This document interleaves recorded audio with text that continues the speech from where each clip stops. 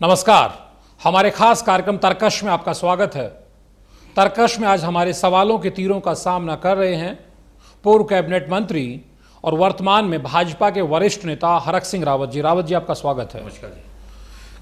ये क्या वजह है कि हरक सिंह रावत जहां जाते हैं कोई विवाद, कोई हंगामा, सुर्खियां बन जाते हैं? क्या वजह है?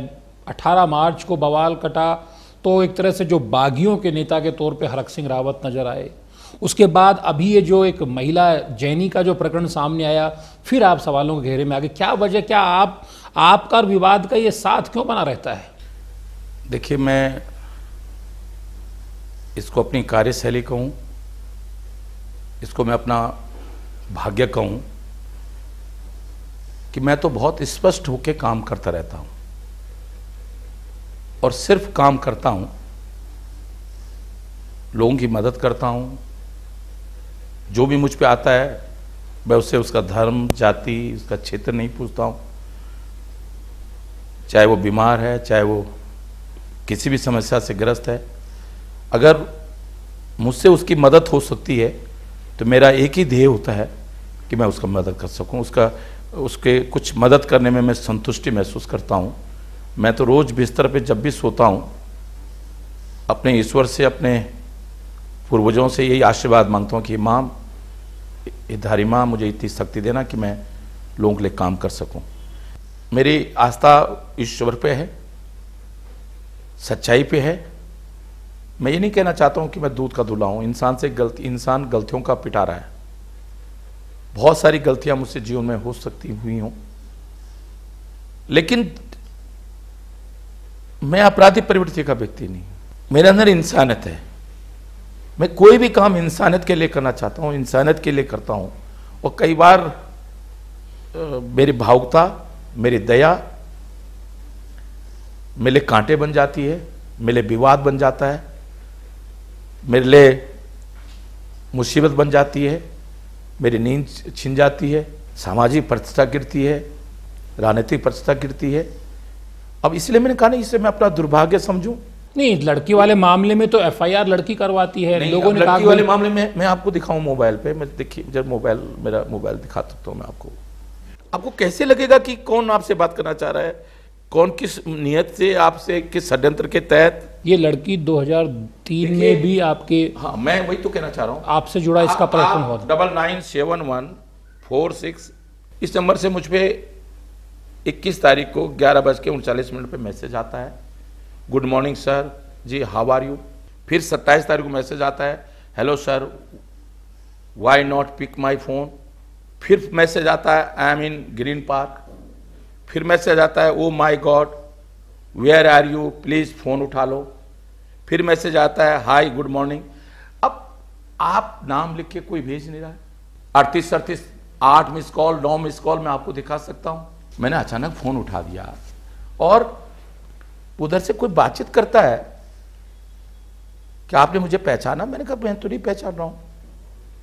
तो अब इसमें कोई मुझे कॉल करेगा, बातचीत करेगा, सामान्य रूप से एक सामाजिक कार्यकर्ता के रूप में हम ये कह देते हैं कि भाई कुछ पहचानी जैसी आवाज़ लग रही है, लेकिन मैं जिसे कोई हो सकता है कोई हमारा बहुत पहचानने वाला हो और वो ये कहे कि भाई रावत जी यार आपने तो हमें पहचाना ही नहीं।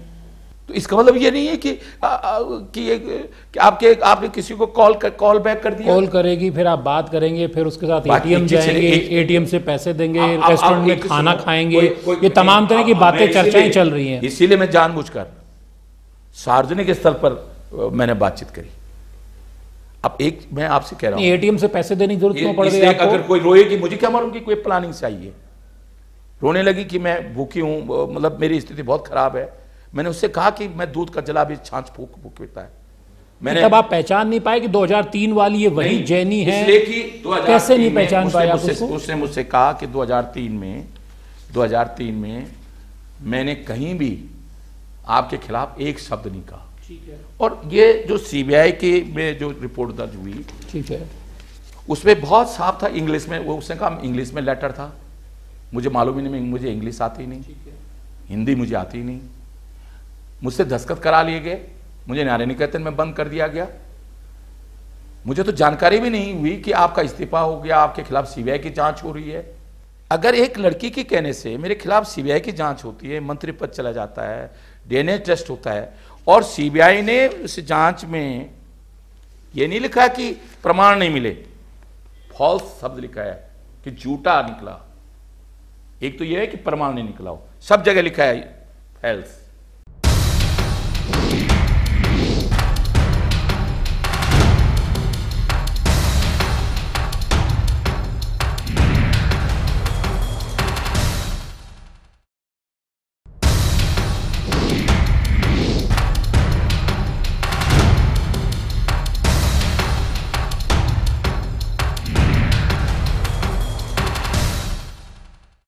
झूठ 2003 में देखिए, उत्तराखंड की राजनीति के एक बड़े उभरते हुए चेहरे हरक सिंह रावत को 2003 में एक रेप के नाम पर बोला गया झूठ, अगर सीबीआई की इस रिपोर्ट को माने, वो झूठ एक नेता एक नेता का मंत्री पद एक मंत्री पद आपको मंत्री पद छोड़ना पड़ता है। वो उभरता हुआ राजनीतिक चेहरा उत्तराखंड का 13 साल बाद फिर उसी झूठ में ट्रैप होता है। बड़ा सवाल है, तो सवाल उठेगा आखिर क्यों हरक सिंह रावत, जिससे बड़ी उम्मीदें प्रदेश के लोगों को रही हैं कि वो ऊर्जावान नेता है, प्रदेश के हकूक की लड़ाई लड़ने वाला है, वो क्यों बार बार जैनी के इस प्रकरण में 13 साल बाद घिर जाता है? लोग ये सवाल कर रहे हैं। यहां से बाहर निकलने के बाद लोगों के मन में ये सवाल चल रहे हैं। मैं एक निवेदन करना चाहूँ, मैं यही तो आपसे कहना चाह रहा हूँ कि मेरी इंसानियत मेरी कमजोरी बन जाती है।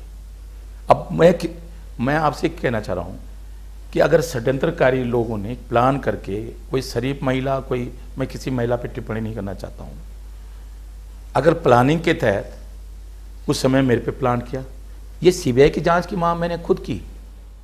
तब आपने मंत्री पद से इस्तीफा दिया और आपने सीबीआई की जांच की मांग की, हम मानते हैं, डीएनए टेस्ट की मांग करी जी। और मैंने कहा मैं जब तक सीबीआई की जांच पूरी नहीं हो जाती, डीएनए टेस्ट में मैं सही नहीं निकल जाता हूं, न्यायालय से सही नहीं निकल जाता हूं, तब तक मैं विधानसभा के अंदर कदम नहीं रखूंगा, तब तक मैं सार्वजनिक जीवन में किसी सार्वजनिक कार्यक्रम में नहीं जाऊंगा।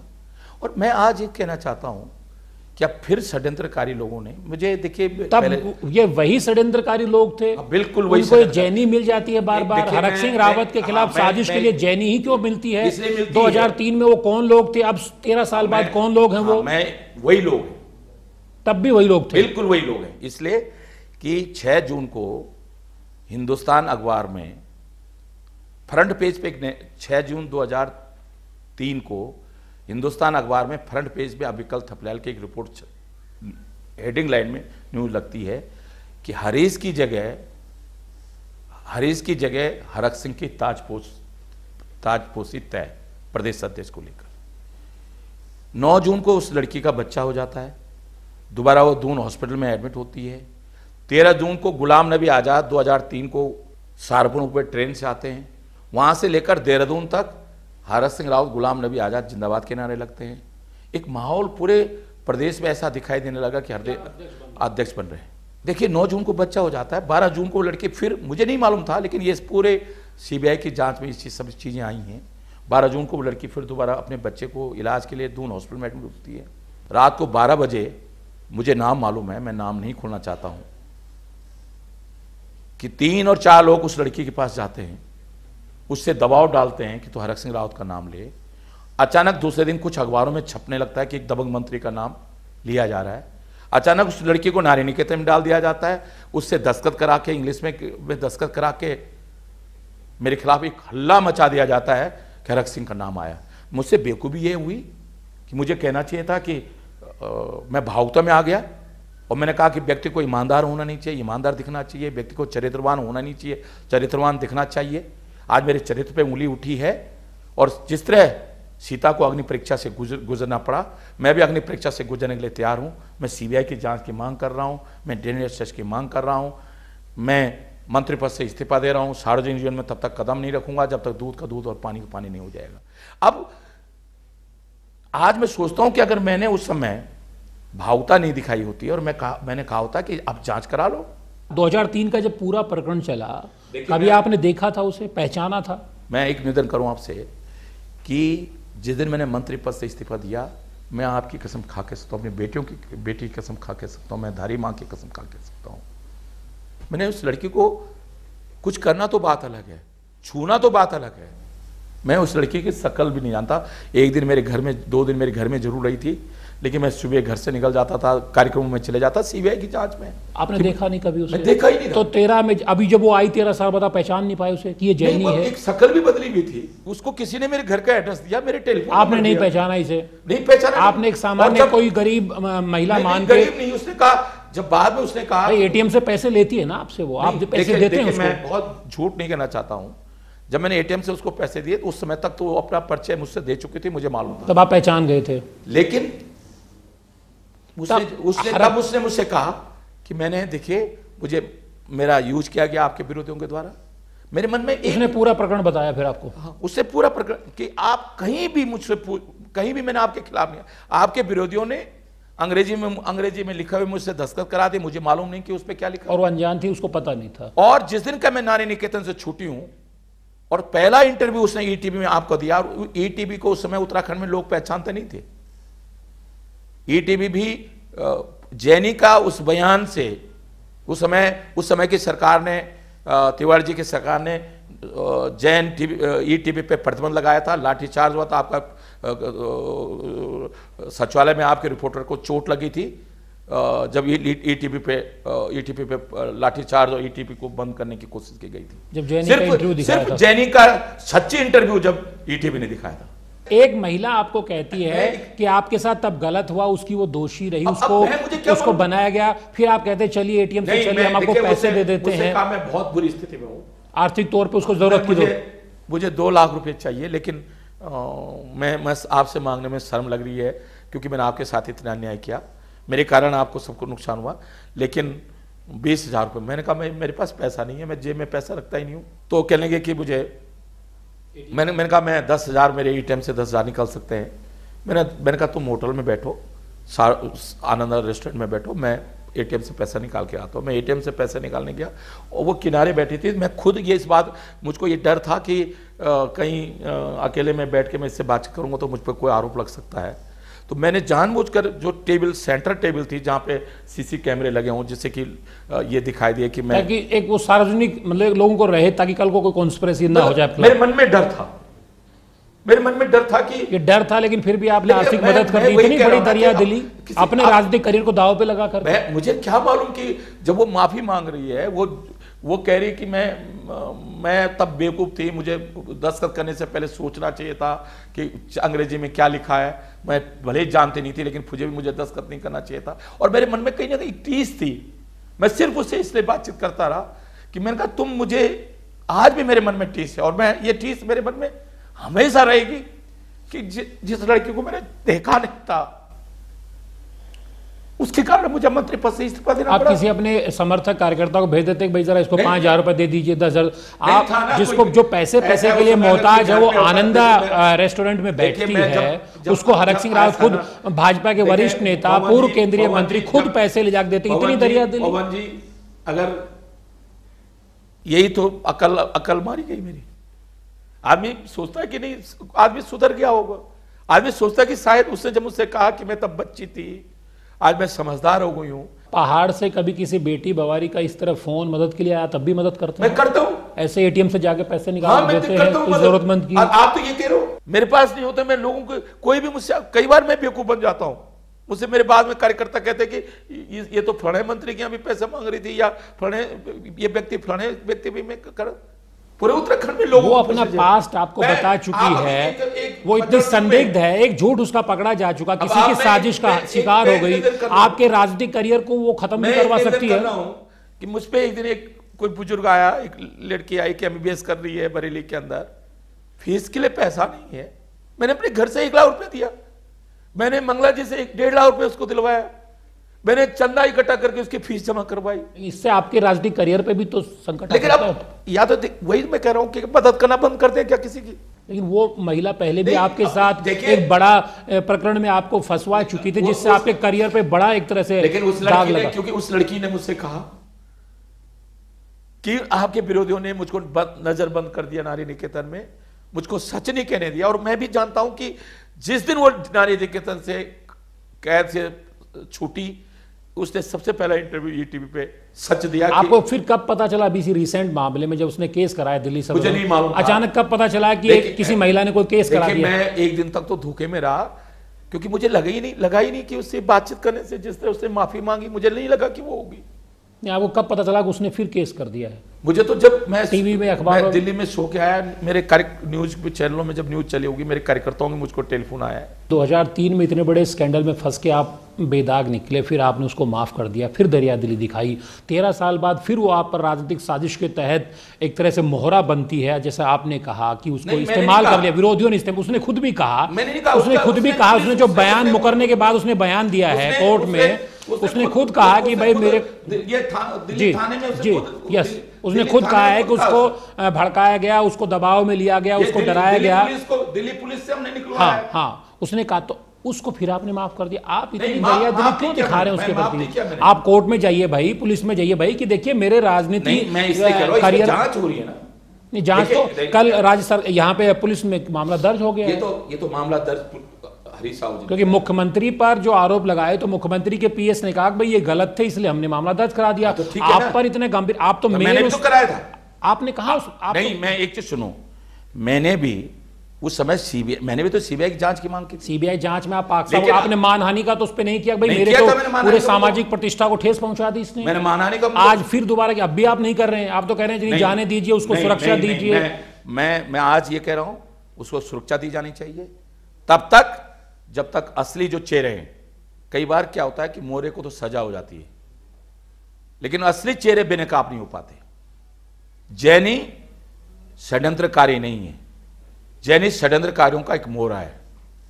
और मेरे 2003 में भी मोहरे ने आपको तो निशाना बनाया ना। तो मेरा लक्ष्य क्या देश के कानून में आप कहीं नहीं जाएंगे? नहीं, पुलिस, सीबीआई, कोर्ट कहीं नहीं जाएंगे? देखिए, मुझे हरीश रावत जी, सीबीआई पे भरोसा नहीं है हरीश रावत जी को, उन्हीं के अधीन। आपको स्टेट पुलिस पे भरोसा है? नहीं, मुझे भरोसा नहीं है। यहाँ एफआईआर दर्ज हुई है? हाँ, मुझे भरोसा नहीं है। उनको सीबीआई पे भरोसा नहीं, आपको स्टेट पुलिस पे भरोसा नहीं? देखिए, उस समय जो जांच हुई थी उत्तराखंड पुलिस ने नहीं की थी, सीबीआई ने की थी। उस समय दिल्ली में भारतीय जनता पार्टी की सरकार थी, मैं उत्तराखंड में कांग्रेस सरकार में मंत्री था। आज उत्तराखंड पुलिस जांच कर रही है, हमको इस पर भरोसा नहीं है। लेकिन फिर भी मैं इस कदम का स्वागत करता हूं कि हरीश रावत जी, जैनी ने जो आरोप हरीश रावत जी पे लगाया उसका सच आना चाहिए।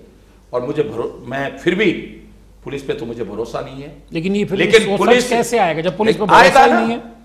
कैसे? पुलिस जांच करेगी, जांच करने के बाद अगर लड़की ने झूठ बोला है तो चार्जशीट दायर करेगी लड़की के खिलाफ, उसकी गिरफ्तारी होगी, कोर्ट में मामला चलेगा।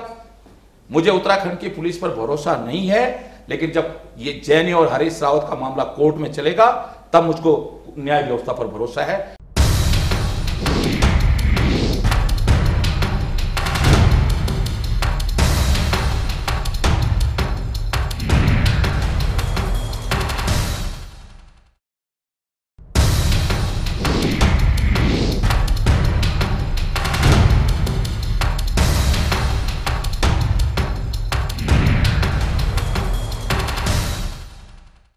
कोई भी महिला आएगी हरक सिंह रावत को टारगेट करेगी। मैं तो सीबीआई की जांच की मांग कर रहा हूं। मैंने तो भारत सरकार को से निवेदन किया है। आपने कोई चिट्ठी लिखी? बात मैं लिख रहा हूं, सीबीआई को चिट्ठी मैं लिख रहा हूं कोर्ट से। मैं एक चीज, आप तो टीवी में बयान दे रहे हैं, अखबार में दे रहे हैं, सीबीआई जांच हो, सब हो, दूध का दूध पानी का पानी हो। मैं कोर्ट से उसका बयान 164 का, देखिए एक प्रक्रिया है, कोर्ट में हमने अप्लाई कर दिया है, उसके बयान को जो है कोर्ट से हमने आवेदन कर दिया है, थाने से तो हमने निकलवा दिया। लेकिन क्योंकि जब कोई लड़की 164 का बयान दे चुकी होती है तो थाने की रिपोर्ट का उतना महत्व नहीं रह जाता है। हम उसके 164 का बयान विधिवत रूप से हमने वकील ने अप्लाई कर दिया है। ये सब ड्रामा देख उत्तराखंड की माँ बहन अच्छा महसूस कर रही होंगी। हो क्या रहा है उत्तराखंड की सियासत में? हो क्या गया? नेता आपस में क्या खेल खेल रहे हैं, आरोप लगा रहे हैं, प्रत्यारोप कर रहे हैं। उत्तराखंड के लोगों को पीड़ा है इस बात। इस पूरी कंट्रोवर्सी का एक दूसरा पक्ष ये भी है, ये कहा जाता है कि हरक सिंह रावत जहां जिस पाले में खड़े हो जाते हैं, लाइन एक तरह से उनके पीछे शुरू हो जाती है। अभी फिर देखने में मिल रहा है, मुद्दे आप दे रहे हैं भाजपा को, पूरी भाजपा आपका बचाव भी कर रही है और आपके दिए मुद्दों पर सरकार को घेर भी रही है। कहीं 2017 का भाजपा का आप चेहरा तो बनते नहीं जा रहे हैं? देखिए, मैंने कल अपने भाषण में भारतीय जनता पार्टी के उसमें कार्यकर्ताओं के बीच में कहा है, प्रदेश अध्यक्ष अजय भट्ट जी भी थे, कि मैं अब पूरा जीवन इस देश के लिए, राष्ट्र के लिए, उत्तराखंड के लिए काम करना चाहता हूँ। और सही मायने में 1994 का जो उत्तराखंड का आंदोलन था, आज हरीश राव जी चाहे जो कहें, वो उत्तराखंड उसमें नरसिंह राव जी के साथ मिलकर के, उसमें प्रधानमंत्री मुलायम सिंह जी के साथ मिलकर के उत्तराखंड के आंदोलन को कुचलने का काम कर रहे थे। उत्तराखंड में कर्फ्यू लगा रहे थे, उत्तराखंड की माँ बहनों पे लाठियां बजो। सत्ता में भाजपा आई तो भाजपा का एक कार्यकर्ता क्या अब मंत्री तो नहीं बनेगा, क्योंकि आप मंत्री तो बहुत बार बन चुके हैं, आप कहते हैं कि अब मंत्री बहुत हो गया है मुख्यमंत्री के लिए। आपको लगता है कि अब प्रदेश के नेतृत्व देने के लिए हरक सिंह रावत को अब समय अब आ गया? देखिए, मैं भारतीय जनता पार्टी के अपने नेताओं का बहुत आभारी हूँ, कार्यकर्ताओं का आभारी हूँ, अपनी महिला मोर्चा के कार्यकर्ताओं को भी आभारी हूँ, और जो इस ऐसे समय में मेरे साथ पूरी तरह खड़े रहे, और उन्हें मालूम था कि हरक सिंह गलत नहीं हो सकता है, और सच सामने आया, और सच सामने आया। और अब उन्होंने, पार्टी ने मेरी ड्यूटी पर्दाफाश रैली में वहीं लगाई है।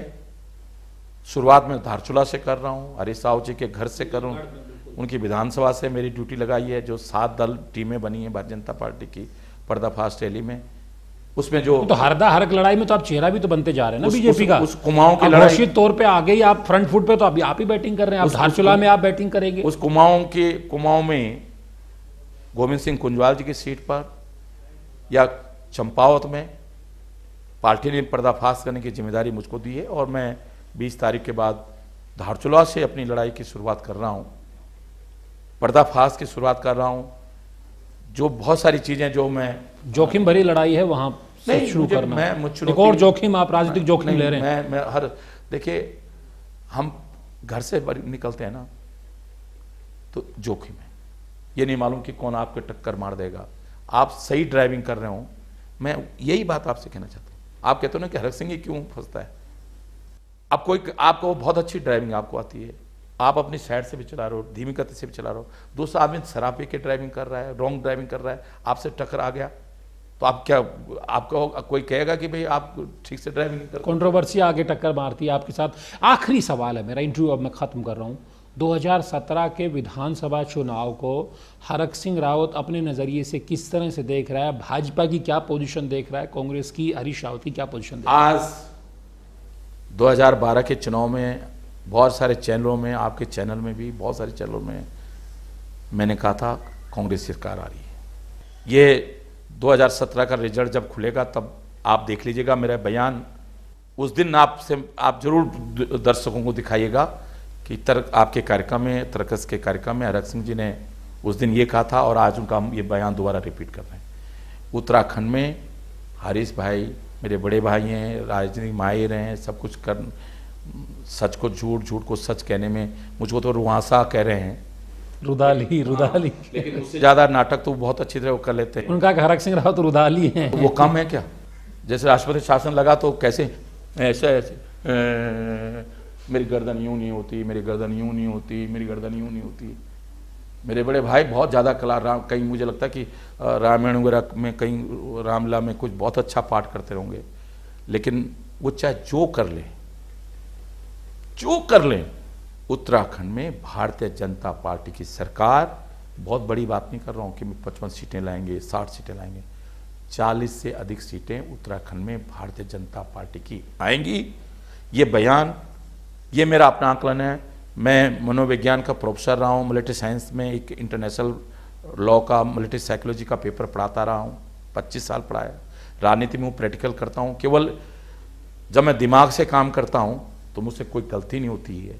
कभी कभी किसी के आंसू, मैं दिमाग का, उस समय लोगों के जब कुछ मुझ पर रोते हैं, मैं आंसू उस समय दिमाग ऑफ कर देता हूँ और दिल काम करने लगता हूँ, और दिल से जब मैं काम करता हूँ तो ऐसी गलतियाँ करता हूँ जैसे ये विवाद मेरे साथ। अब दिमाग वाला बताइए, जो आप अब मैं दिमाग से जो कहना चाह रहा हूँ, पूरा राजनीतिक एनालिसिस करके 40 से अधिक सीटें भारतीय जनता पार्टी प्रदेश में लाएगी, प्रदेश में भारतीय जनता पार्टी की सरकार बनेगी। ये दुनिया का बिल्कुल कड़वा सच है। इन 40 में 10 के 10 बागी होंगे, मैं ये नहीं कह रहा हूँ। देखिए, मैं, हो सकता है कि हम 10 में से कोई, देखिए कई बार राजनीति में बहुत सारी परिस्थितियाँ बनती हैं, बहुत अच्छा जनाधार होता है। इंदिरा जी राजनारायण से हार गई, अटल बिहारी वाजपेयी माधवराव सिंधिया से ग्वालियर में हार गए। अगली सरकार भाजपा की है, ये कड़वा सच है। और उस सरकार बनाने में हम अब तो हम बागी तो नहीं कहना चाहिए, देखिए अब तो हम भाजपा के कार्यकर्ता हैं, लेकिन जो हम कांग्रेस से निकल के 10 लोग आए हैं, बहुत हद तक हम लोगों की भूमिका, मतलब हमारे कारण कि जो हम अधिक से अधिक सीटें जीतेंगे, जो शायद भाजपा, हम कांग्रेस में रहते तो शायद भाजपा उन सीटों को नहीं जीत पाती। तो हमारा योगदान आज भारतीय जनता पार्टी के कार्यकर्ता के रूप में सरकार बनाने में बहुत अच्छा होगा। हमसे बात करने के लिए धन्यवाद। जाहिर बात है हरक सिंह रावत से कंट्रोवर्सी बहुत समय तक दूर नहीं रहती है, लेकिन एक खास बात ये भी देखने में आई कि जब भी कोई विवाद हरक सिंह रावत के गले पड़ा है, वहाँ से हरक सिंह रावत जीत कर भी निकले हैं। इस बार फिर से वो एक बड़ी कंट्रोवर्सी में ज़रूर हैं, चुनाव भी सामने है। देखना दिलचस्प होगा जब 2017 का एक तरह से चुनाव के जो नतीजे सामने आएंगे, तब कितना हरक सिंह रावत इस कंट्रोवर्सी से फ़ायदा उठा पाते हैं या उनको किस तरह का नुकसान होता है। नमस्कार।